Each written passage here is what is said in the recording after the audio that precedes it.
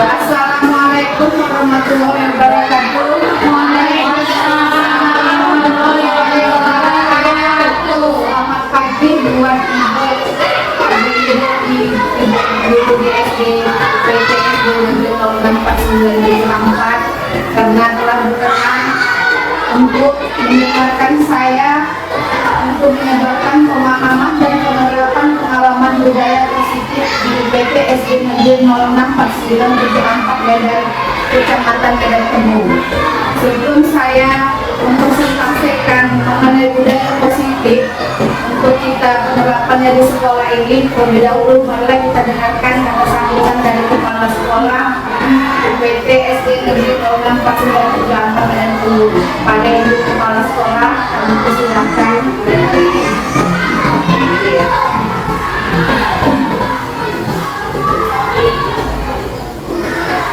Assalamualaikum warahmatullahi wabarakatuh. Waalaikumsalam warahmatullahi wabarakatuh. Tak lupa kita mengucapkan syukur kepada Allah Subhanahu wa Ta'ala yang mana diberikan kesehatan, kesempatan, kelapangan waktu hingga kita bisa berkumpul di ruangan ini untuk mengikuti kegiatan menyebarkan pemahaman pengalaman budaya positif yang dilaksanakan di SD Negeri 0649 Medan, Kecamatan Medan Temu. Mudah-mudahan nantinya apa yang disampaikan oleh Ibu Hilda Hairani semoga dapat bermanfaat untuk kita yang nanti di sini kita laksanakan pada kegiatan sekolah kita setiap harinya. Dan yang saya sampaikan, semangat untuk guru yang penggerak dan yang menyusun. Assalamualaikum warahmatullahi wabarakatuh. Waalaikumsalam warahmatullahi wabarakatuh. Terima kasih buat kepala sekolah PT SD Negeri 0649 untuk sambutan pembukaan mengenai penyebaran pemahaman dan penerapan pengalaman budaya positif di sekolah kita ini. Tapi terlebih dahulu, guru berkata semangat ya. Kita kasih yang dulu lah yuk. Gimana yuk? Kita buat gini. Oh kan kita pakai sedikit sebentar. Yuk gini yuk semua yuk.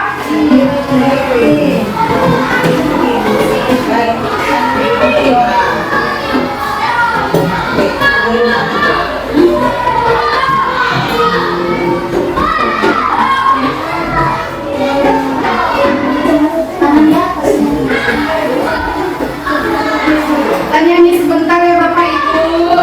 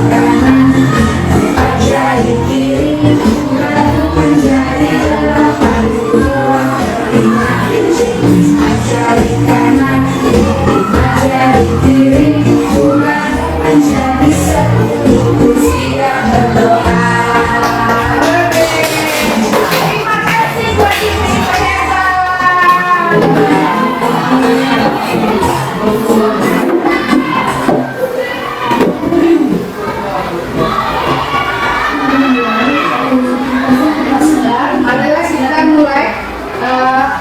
Saya ingin menyebarkan pemahaman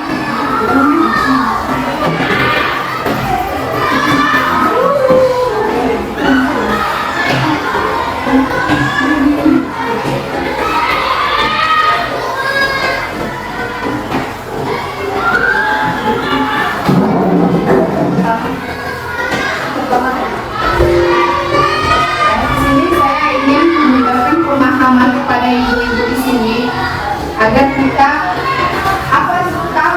apa sih sebenarnya penerapan pengalaman budaya positif di UPT SD Negeri 064974 Medan, Kecamatan Medan Teguh.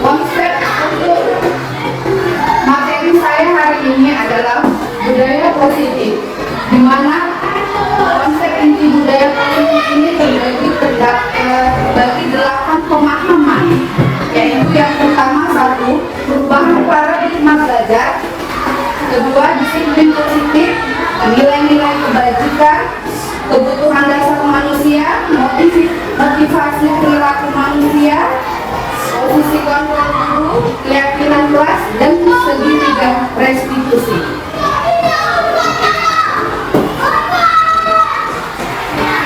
Kita masuk pada tahapan yang pertama, yaitu apa itu pembelajaran dengan paradigma baru.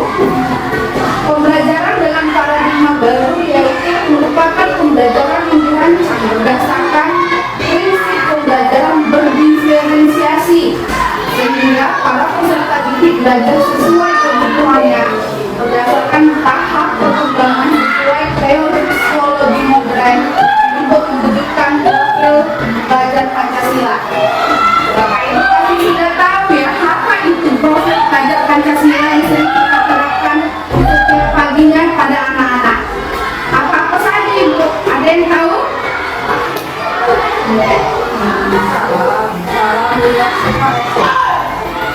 Apa-apa saja bagian dari profil belajar Pancasila kita? Berikan ya. Kita bisa lihat di sini ya Ibu ya. Pertama, beriman dan bertakwa kepada Tuhan yang Maha Esa dan berakhlak mulia. Kemudian berkebinekaan global, mandiri, gotong royong, bernalar kritis, dan kreatif. Kita memang sudah menerapkan ini di sekolah kita, apalagi kita setiap pagi itu pasti nggak lupa dengan nilai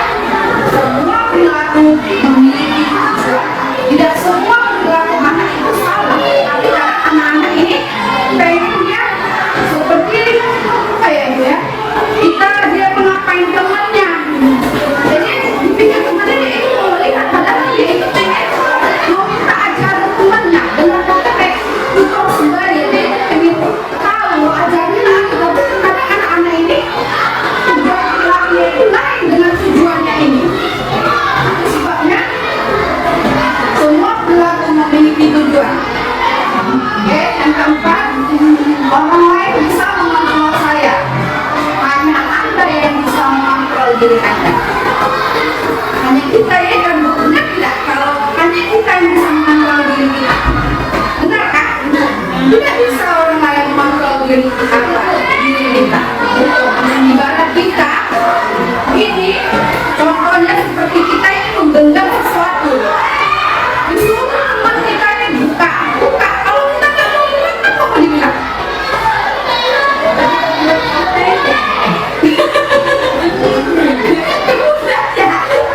Tidak bisa.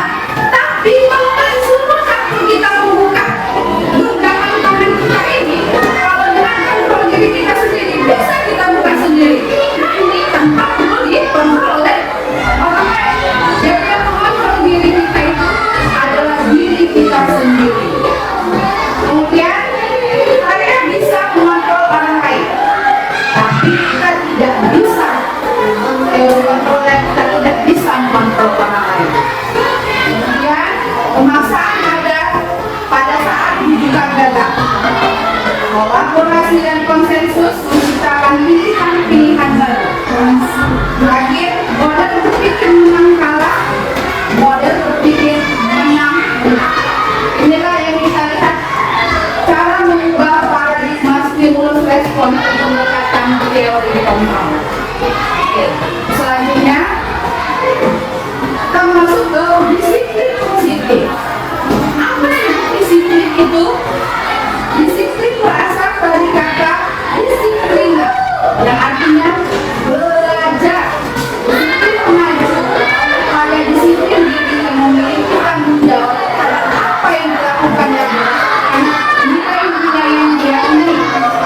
Disiplin positif merupakan salah satu cara penerapan disiplin yang bertujuan untuk menumbuhkan kesadaran serta memberdayakan peserta didik tanpa imbalan penghargaan atau reward, ancaman atau hukuman. Sinilah Bu, kita ini pengen sih nerapkan namanya disiplin positif untuk anak-anak. Disiplin positif itu enak loh Bu penerapannya, untuk menumbuhkan kesadaran serta memberdayakan peserta didik tanpa adanya reward, tanpanya ada ancaman, tanpa adanya hukuman. Gimana kita yuk ciptakan anak-anak itu mereka disiplin positif tanpa perlu mengancam mereka. Kalau misalnya gini, diam kamu ya, kalau nggak diam kamu awas, kamu berdiri. Itu sebenarnya tanpa kita ancam kita bisa sih melakukan disiplin positif itu. Bagaimana caranya? Oke, kita lihat selanjutnya. Dengan nilai-nilai kebajikan.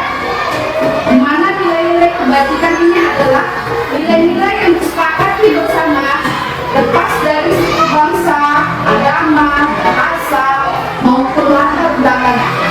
Contoh nilai-nilai kebajikan ini seperti kalau kita dalam profil pelajar Pancasila beriman dan bertakwa kepada Tuhan Yang Maha Esa, berkebinekaan global, gotong royong, mandiri, kreatif dan bernalarpikir. Dalam Primary Youth Program atau PYP, toleransi, rasa hormat, integritas, mandiri, menghargai, antusias, empati, keinginan, kreativitas, kerjasama, percaya diri, dan komitmen. Dalam life skill dapat dipercaya, lurus, hati, pendengar yang aktif, tidak merendahkan orang lain dan memberikan yang terbaik dari semua. Inilah yang ingin kita tanamkan dalam anak. Bagaimana kita tanamkan dalam anak itu, anak itu bisa menghasilkan nilai-nilai kebajikan. Mereka memiliki nilai-nilai kebajikan seperti toleransi, rasa hormat, menghargai, empati, keinginan, kreativitas, kerjasama, memberikan yang terbaik, dan menjadi pendengar yang aktif. Bisa kita ini wujudkan ya Bu ya?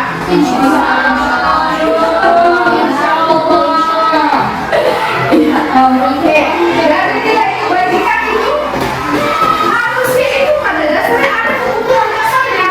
Kebutuhan dasar manusia adalah segala sesuatu yang kita lakukan untuk mendapatkan apa yang kita inginkan. Seluruh tindakan yang kita lakukan memiliki tujuan tertentu, dan semua usaha terbaik yang kita lakukan adalah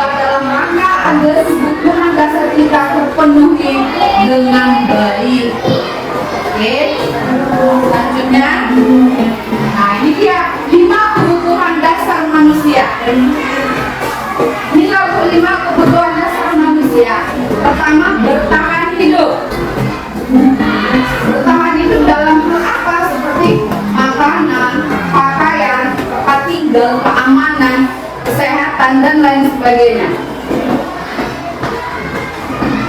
Kedua, kasih sayang dan rasa diterima. Rasa diterima, dipedulikan, berbagi kerjasama menjadi bagian dalam kelompok.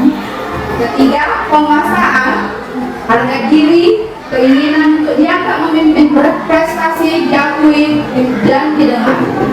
Mandiri, memiliki pemilihan, mencoba hal baru, mampu mengendalikan arah dirinya. Kesenangan, bermain, humor, antusiasme, tertawa. Inilah 5 kebutuhan dasar kita. Oke, selanjutnya motivasi perilaku manusia. Pertama, motivasi ekstrinsik, motivasi yang berasal dari luar, yaitu untuk menghindari ketidaknyamanan atau hukuman. Kemudian untuk mendapatkan imbalan penghargaan dari orang lain. Tetapi dari dalam dirinya itu motivasinya untuk menjadi orang yang mereka inginkan dan menghargai diri sendiri dengan nilai-nilai yang mereka percaya. Iya Bu, boleh.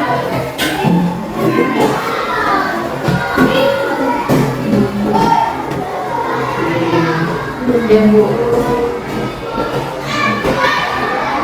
Dalam hal ini kita ada sebenarnya dalam hal bagi 3, yaitu hukuman, konsekuensi, restitusi dalam menghadapi sikap anak.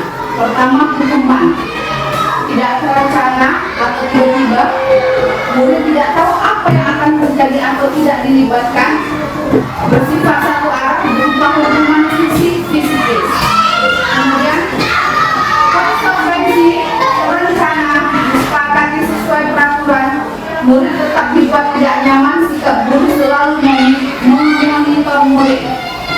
Kalau restitusi, proses menciptakan kondisi bagi murid untuk memperbaiki kesalahan. Kedua, proses kolaboratif yang mengajarkan murid untuk mencari solusi. Jadi kalau saya tanya ya Bapak Ibu, di antara ketiga ini tindakan kita untuk anak yang mana yang Ibu pilih? Konsekuensi. Apa? Konsekuensi. Betulkah itu konsekuensi? Restitusi. Nah, kalau konsekuensi terencana disepakati sesuai peraturan, murid tetap dibuat tidak nyaman. Berarti yang kita buat adalah restitusi. Restitusi ini menciptakan kondisi bagi murid untuk memperbaiki kesalahannya. Proses kolaboratif, kerjasama kita dengan murid untuk mengajarkan murid mencari solusi. Misalnya anak dalam masalah, kita itu tidak langsung memberikan hukuman, tidak langsung memberikan konsekuensi, tapi kita harus menggunakan restitusi. Restitusi yaitu berkolaborasi untuk mengajarkan mencari solusi dari sebuah permasalahan. Untuk mencari kesalahan yang tadi ini, kita mempunyai 5 posisi kontrol guru. Ya, 5 posisi kontrol guru. Inilah posisi kita sebagai guru, ada 5, yaitu 1, pemukul, pembuat merasa bersalah, pemantau, teman, manajer. Ibu tahu apa ini sebenarnya? Tahu artinya? Nah, ini saya jabarkan ya. Apa itu sebenarnya posisi 5 posisi kontrol? Nah, ini kita kasih contoh penerapannya. Nah, contoh penerapan 5 posisi kontrol. Ini ada kasus siswa tidak memakai atribut lengkap saat upacara bendera. Kalau kita posisi kontrol kita sebagai guru, kalau sebagai penghukum kita guru, pasti kita ngomong pada anak, kita kasih hukuman dalam hal fisik, hormat bendera selama 1 jam. Kita itu menyuruh anak itu dengan fisik kita capek.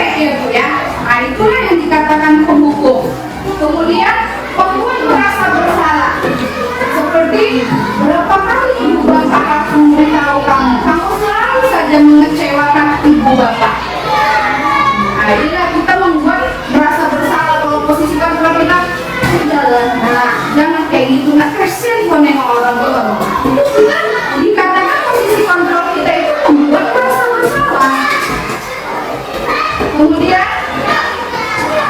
teman, kita posisi kontrol kita bisa juga menjadi teman. Seperti, ayo dong ikut jadwal hari sekolah, tolong bantu ibu bapak ya kali ini.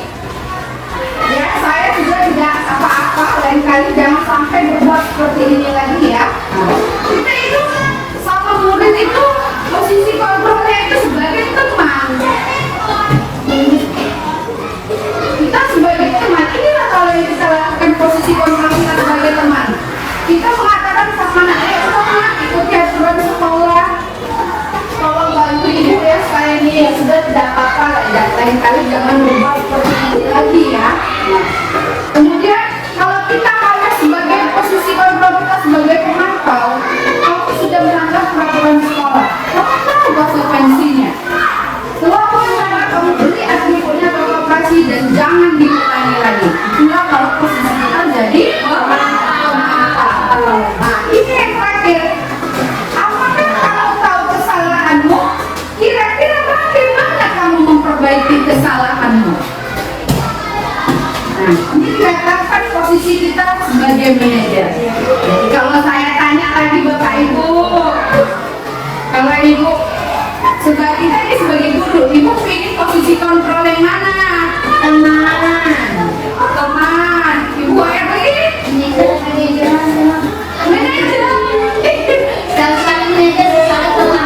Sekali-sekali manajer, sekali-sekali teman. Dan kalau berikutnya teman. Oke, Mbak Amel? Teman. Marina? Manajer dan teman. Fitri? Manajer. Oke, angkat tangan yang manajer. Oke, kita lihat contoh selanjutnya. Ini kasih saya kasih ini ya Bu ya, sticky note. Nah, ini ada saya pertanyaan. Ibu, dari perkataan saya ini, kalimat saya ini, posisi kontrol apakah ini? Tadi kan ada 5 posisi kontrol. Teman, pembuat merasa bersalah, pemantau, merasa bersalah. Ya, ada kasih sticky note, kita tempel isinya Bu nanti, pilih masing-masing. Ayo. Nah, nanti ada nextnya. Saya bagikan ya. Posisi kontrol apakah ini dari kalimat ini? Ayo masing-masing. Ada sedikit. Oke.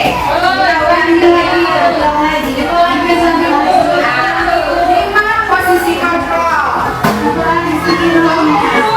Pembuat merasa bersalah.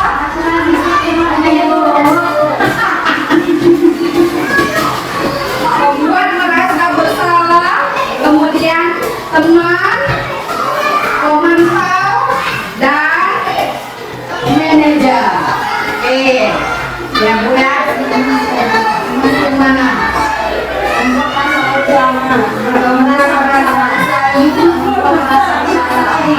Ibu, tempel Bu, ayo. Kita tengok di sini ya, kita tengok, kita belajar banyak dari pertanyaannya dulu.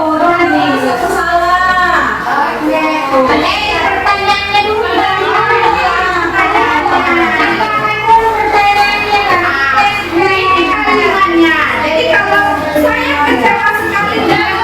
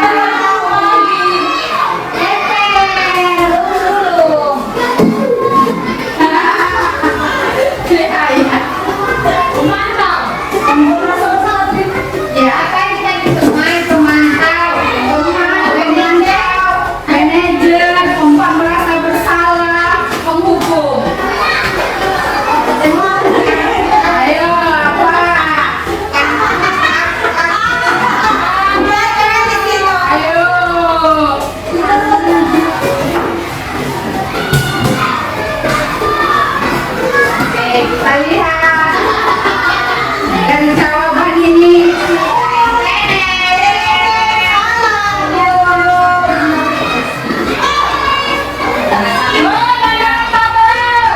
Tidak pernah benar melakukannya. Jawaban yang benar adalah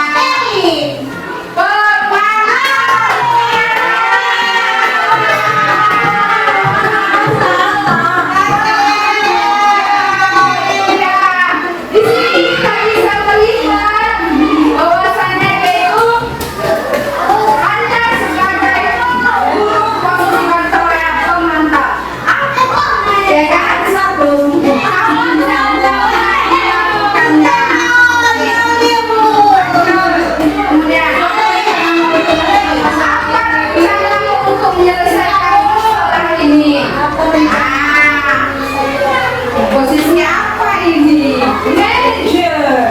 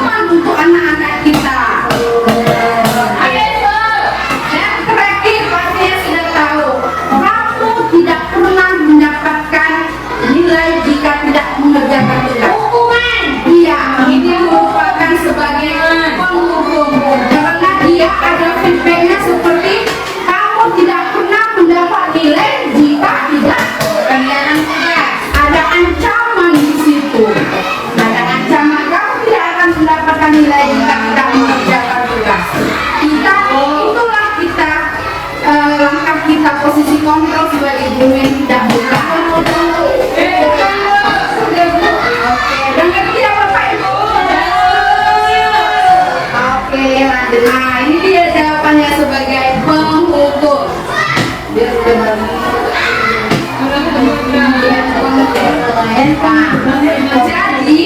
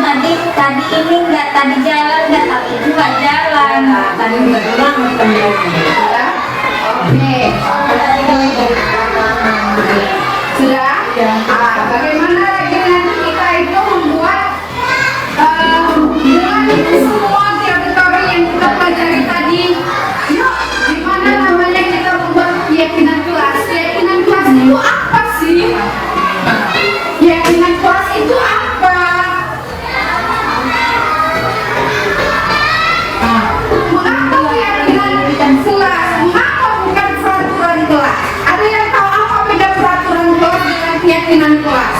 Peraturan kelas dengan keyakinan. Iya. Ketika tahu kalau peraturan dia sementara, kalau keyakinan selamanya. Ada lagi yang lebih tahu? Kalau kata Ibu Amir, peraturan itu hanya sementara, keyakinan itu hanya untuk selama-lamanya. Peraturan itu hak wajib. Sementara keyakinan itu bisa wajib, bisa tidak sesuai dengan kondisi. Sesuai dengan kondisi. Ada lagi yang lain? Peraturan itu sudah ditetapkan Bu, keyakinan itu keselamatan kelas Bu. Iya benar.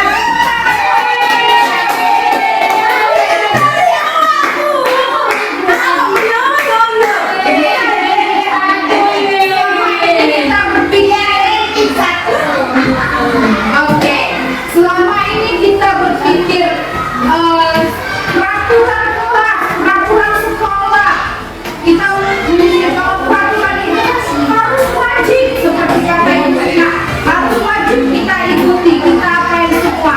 Itu yang sudah ditetapkan dari sananya peraturan itu. Seperti kalau kita bilang peraturan dilarang membuang sampah, dengan kata dilarang itu seolah-olah kita itu sudah ditetapkan, tidak akan bisa berubah lagi. Kan? Dilarang membuang sampah, kemudian pakailah helm, harus memakai harus atau wajib memakai helm saat berkendara. Itu merupakan kata-kata sebuah peraturan. Tetapi kalau keyakinan kelas ini bagaimana? Dari motivasi diri kita sendiri, apa yang ingin kamu lakukan? Tetapi dengan kesepakatan di antara kelas kita, tapi kita bekerja sama dengan teman-teman kita, anak-anak, untuk mencapai kesepakatan sebuah kelas atau keyakinan kelas. Pembentukan keyakinan kelas itu bagaimana? Nah, seperti satu, bersifat abstrak, berupa pernyataan universal dibuat dalam pernyataan positif. Kemudian sedikit saja agar mudah diingat sesuai dengan kondisi kelas dan sekolah sehingga mudah diterapkan. Semua warga sekolah, warga kelas dibuat dilibatkan saat membuat keyakinan kelas.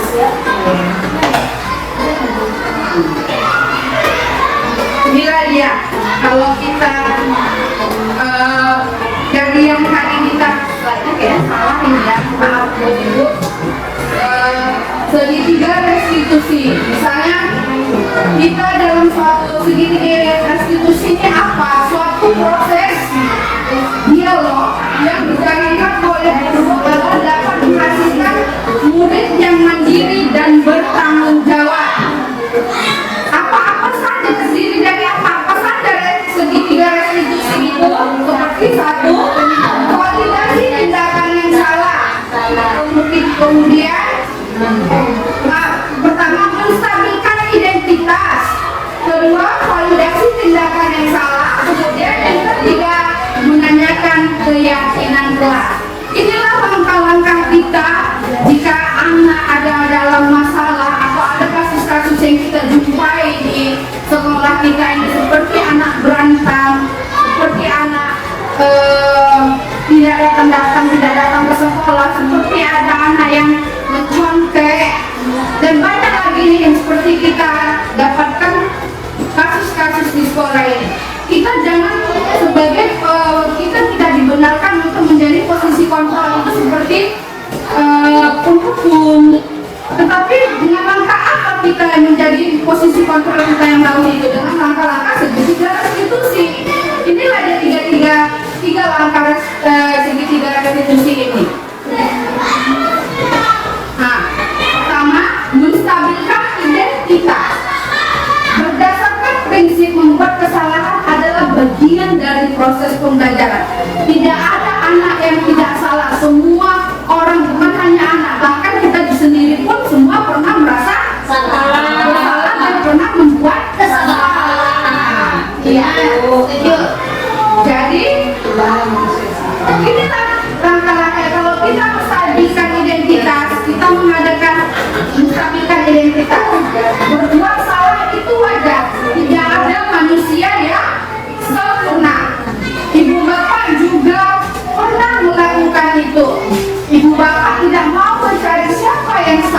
Tapi ibu bapak ingin mencari solusi dari permasalahan ini. Kamu berhak merasa begitu. Inilah langkah-langkah segitiga restitusi. Jika ada anak kita yang ada kasus di sekolah kita, ada anak-anak yang melakukan kesalahan, kita jangan langsung ngejudge kita sebagai penghukum. Tidak. Kita harus melakukan langkah-langkah segitiga restitusi ini. Seperti pertama, menstabilkan identitas. Kemudian validasi tindakan yang salah. Di mana berdasarkan prinsip ini setiap perilaku berupaya memenuhi suatu kebutuhan tertentu. Seperti kalimatnya, kamu pasti punya alasan mengapa melakukan hal itu. Kita tanya anak, misalnya terlambat, kenapa nak kamu terlambat? Nah, ini merupakan langkah-langkah segitiga restitusi. Kita validasi dulu tindakan yang salah. Kemudian, padahal kamu bisa melakukan yang lebih buruk dari ini ya. Kemudian kamu patut bangga karena telah melindungi sesuatu yang penting buatmu. Lalu kamu melakukannya agar mempertahankan sesuatu yang penting bagimu. Oke, selanjutnya yang ketiga dari angka restitusi ini, segitiga restitusi ini, yaitu menanyakan keyakinan. Berdasarkan selisih teori kontrol bahwa pada dasarnya kita termotivasi secara intrinsik, yaitu kita tanyakan dulu apa keyakinan kelas kita, nilai-nilai apa yang telah kita sepakati bersama, seperti apa gambaran sebuah keluarga ideal menurut kamu. Kamu ingin menjadi orang seperti apa? Jadi kan tadi kan kita ingin membuat keyakinan kelas di kelas ya Bu ya.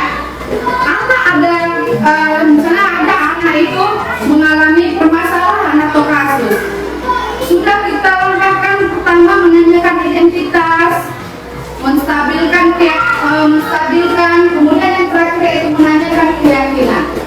Kita tanyakan keyakinannya. Apakah kamu tahu apa keyakinan kelas kita?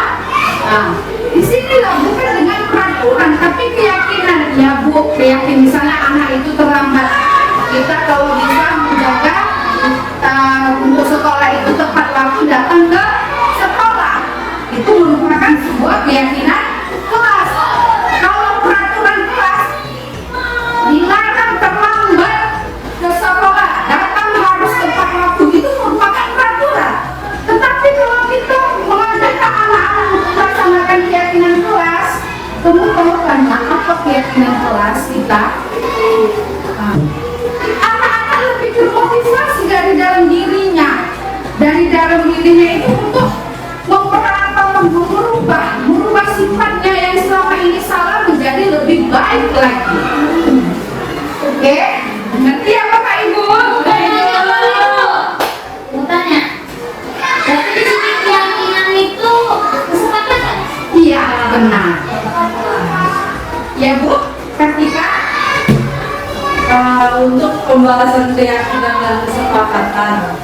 Jadi kalau misalnya membahas keyakinan dan kesepakatan, itu sekarang sudah menjadi sebuah perbedaan. Karena kalau masalah kita lebih ke arah normatif. iya, Nah, sedangkan keyakinan itu kita yang membuat kesepakatan bersama-sama. Jadi seperti penggunaan bahasa yang anak dan kita itu saling untuk membuat adanya peraturan, tapi peraturan itu tadi ya bersama, jadi tidak ada pengikat. Bu, nanti anak saya kelas 1 misalnya. nah kamu tahu kan nilai-nilai apa yang sudah kita sepakati? Ya, nilai itu apa Bu? Nilai kebajikan. Iya. Perlu Iya, itu kita memakai, kita tempelkan di setiap kelas. Kita membuat keyakinan kelas kita masing-masing yang dimengerti anak, yang mau kemauan anak dari dalam dirinya, bukan karena pemaksaan kita. Iya, maksudnya bahasa yang lebih khusus ringan. Nilai-nilai misalnya nilai-nilai dapat, kalau nilai-nilai itu seperti kamu mempunyai rasa empati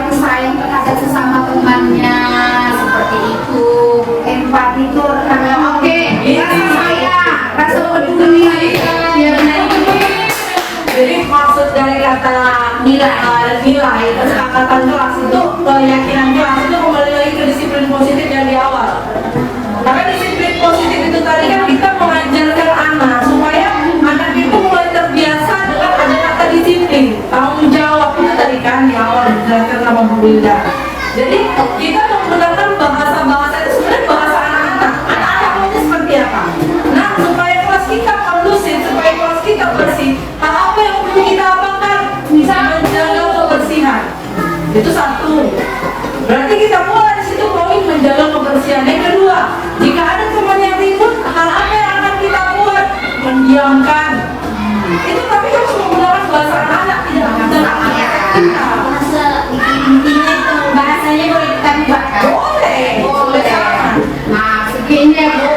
Ini kita lihat di sini saya ada sebuah contoh langkah-langkah restitusi. Benika wajahnya. Ya, sebentar ya Bu. Nah, inilah salah satu contoh langkah-langkah restitusi. Kita ada memberikan contoh langkah biar lebih memahami ya dari yang tadi segitiga restitusi. Hari saya bagikan video langkah-langkah restitusi dari anak yang melakukan, dia bukan melakukan subuh, dia memberi contekan. Kita kan ulangan semalam di tanggal 2 semalam.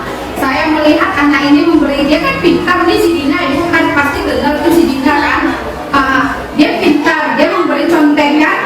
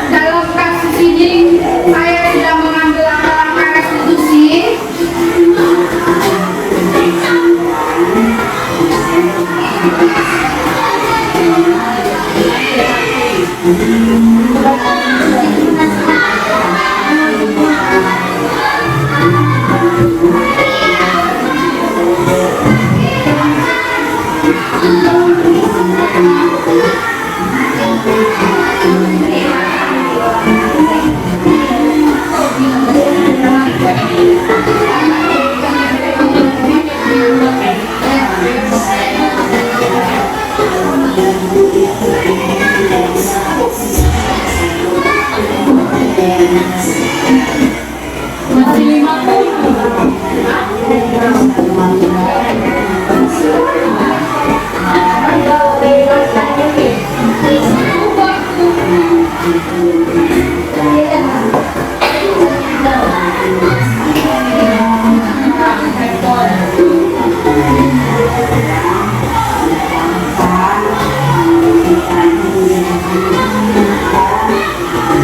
Dengar ya Bapak Ibu.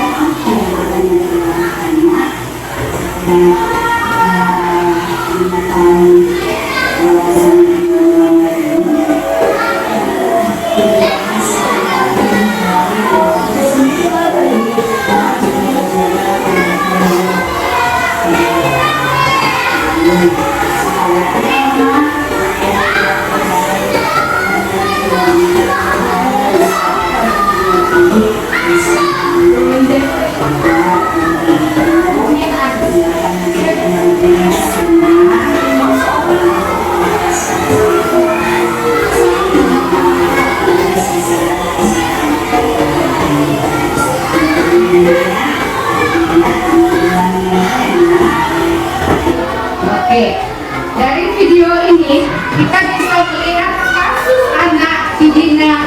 Dia memberikan anak yaitu Dina memberikan contekan kepada Elvia.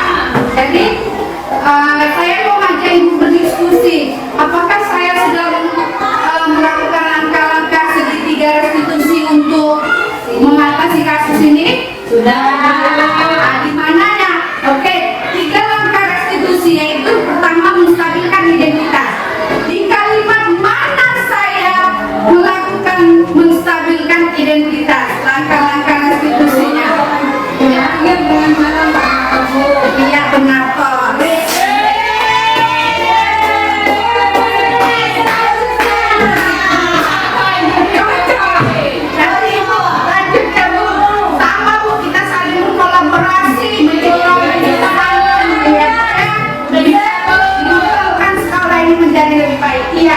Benar, kita memanggil dia untuk berbicara empat mata, menanyakan, menstabilkan identitas. Apakah kamu tahu kesalahannya? Pertama, kesalahannya apa? Kamu tahu nak, kenapa ibu panggil kemari? Ya, kita tahu bu. Dia tahu bahwasanya apa kesalahannya. Kita tanyakan kesalahannya pada anak. Kita tidak langsung mengejudge mereka. Dina, kamu sini kamu. Tidak langsung seperti itu mengejudge mereka. Kamu sudah berbuat salah. Sini kamu terima hukuman. Tidak. Kita harus menstabilkan identitas dengan cara memanggil mereka dengan mengikuti langkah-langkah segitiga restitusi. Oke. Yang kedua, selain menstabilkan identitas, apa lagi tadi Bu? Yang langkah kedua, meyakini. Yo, apa Bu tadi? Meyakini, keyakinan. Validasi. Ya, maaf, validasi tindakan yang salah. Langkah kedua yaitu validasi tindakan yang salah. Apakah tadi di dalam video itu saya sudah memvalidasi tindakan yang salah? Tindakan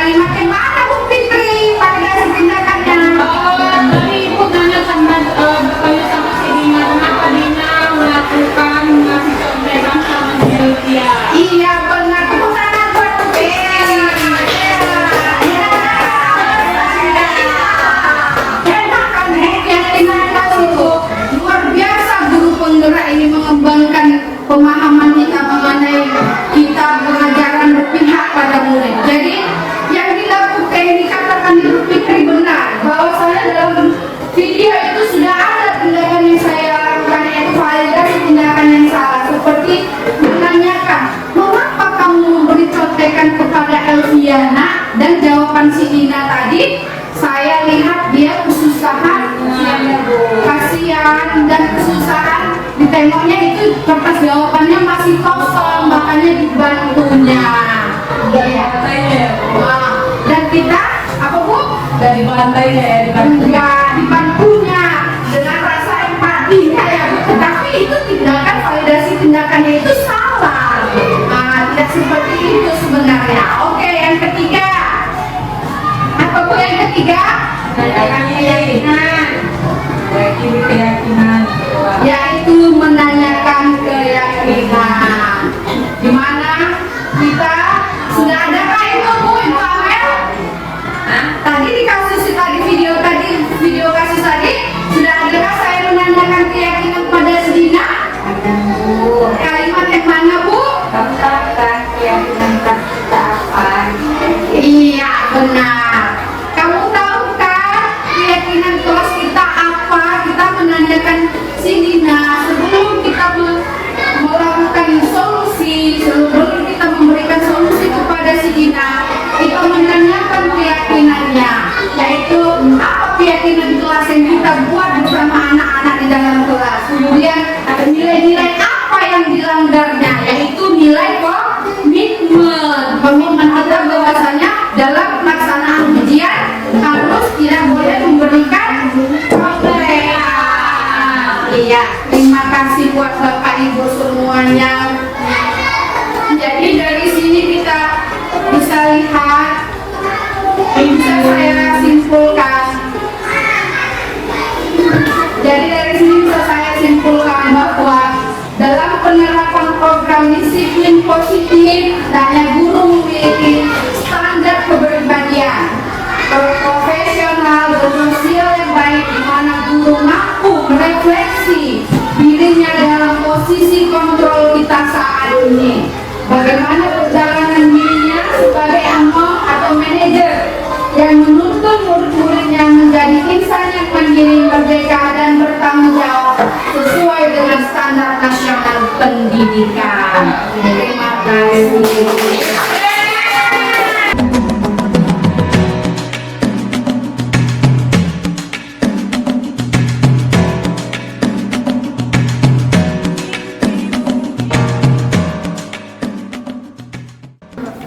Halo, assalamualaikum warahmatullahi wabarakatuh.